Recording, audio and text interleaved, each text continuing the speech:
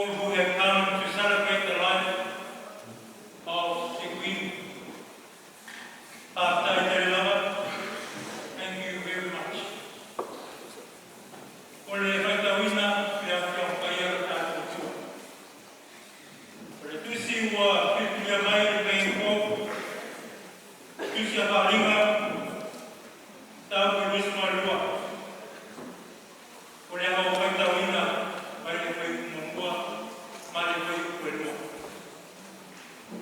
Our reading comes from the book of Revelation, chapter 22. I shall be reading from verse 1 and 2 from the Psalm translation.